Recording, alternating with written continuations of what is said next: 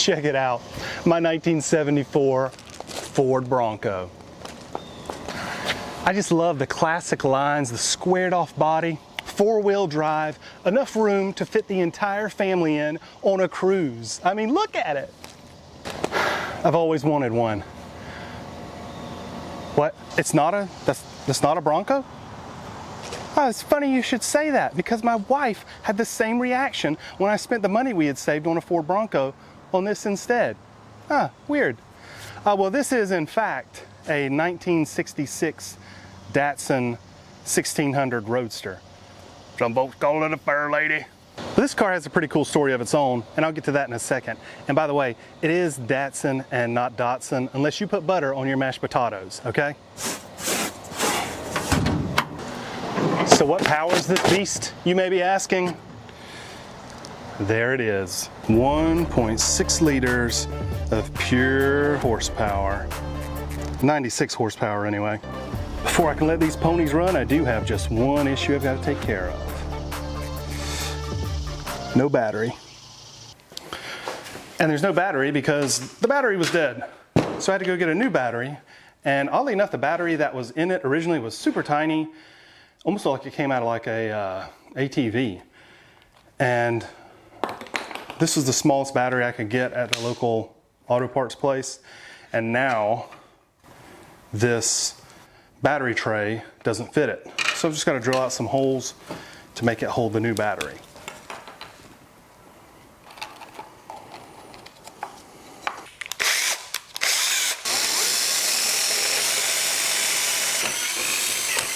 So when my mom was a kid and she lived in Allentown, Pennsylvania, her uncle started one of the first Datsun dealerships, at least on the East Coast of America. It might have been the first one on the East Coast of America. My mom was very close with her uncle, and he promised her when she got older that when she turned 16, he would give her a Datsun Roadster for her 16th birthday to drive as a demonstrator. 1 week before she turned 16, her uncle passed away. Needless to say, she never got her Roadster. Of course, she was more worried about losing her uncle than losing the car, but still, everybody in the family knew this story because whenever I was a kid, I loved cars. So fast forward over 50 years, and we're at the car dealership getting my mom's car serviced out of town. And this guy pulls up in this Datsun. He was there to trade the car in on a new car. And long story short, I offered him more money than they would on a trade.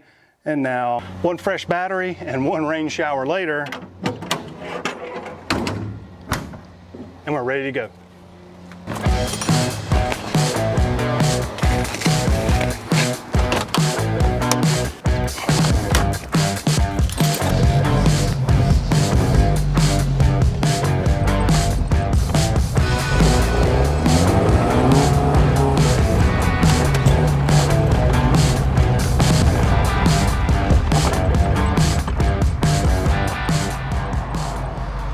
So what does 96 horsepower feel like in a 2,000 pound go-kart? It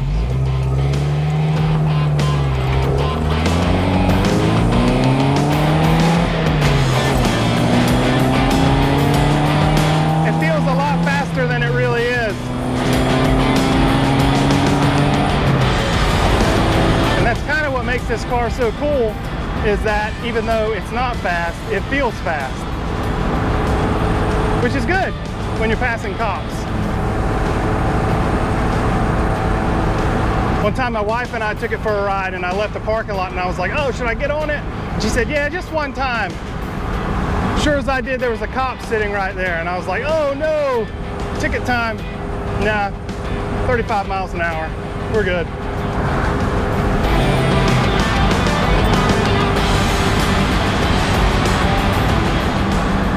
So when I bought this car, really part of the intent of this was to give my mom basically the opportunity to drive it, to kind of make it a shared car, kind of be my mom's car.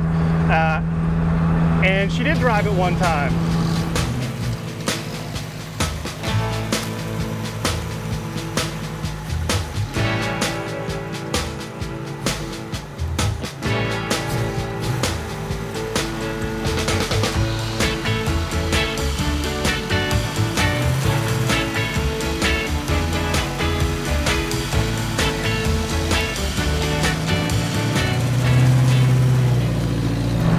as it turns out, as you get older, driving little tiny little death trap cars becomes less appealing to you. So she's only driven it one time, but she's ridden with me a couple times.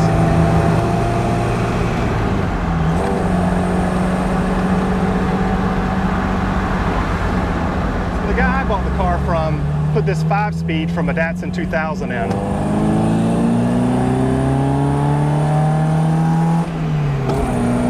And I'm glad he did, because it's pretty fun to shift.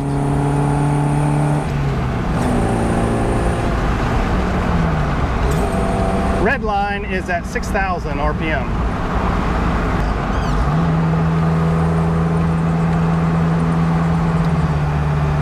Datsun only made about 55,000 of these from 1965 to 1970.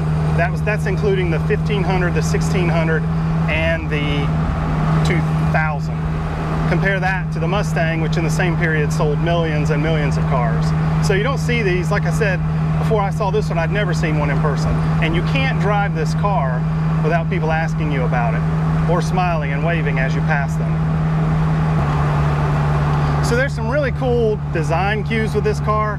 That's why a lot of people, when they first see it from a distance, they think it's probably an MG or something. It has like some British styling to it, I guess. But then when you take a deeper look, it's got some really cool stuff. The headlights obviously are the precursor to the 240Z with the scooped out look. I love that. I love how it's rounded, yet it's got all these square elements, like the scoop in the hood kind of reminds me of like an Austin Healey 3000.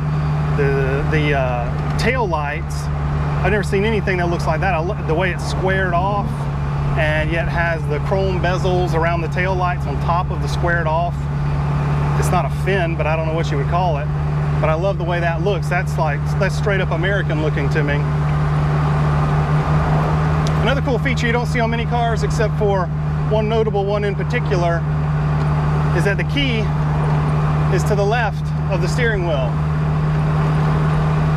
much like a Porsche 911.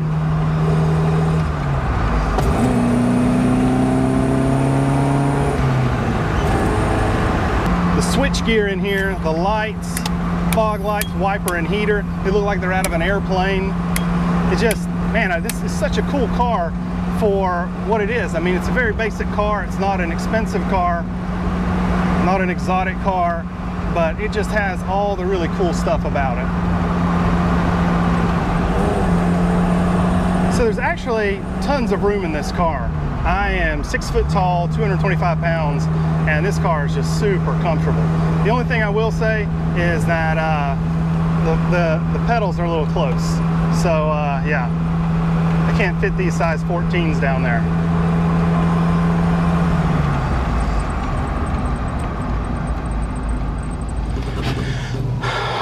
So I keep asking myself, do I want to keep this car or sell this car? I think I want to sell it, and then I drive it, and then I think, maybe not. You want to go for a ride?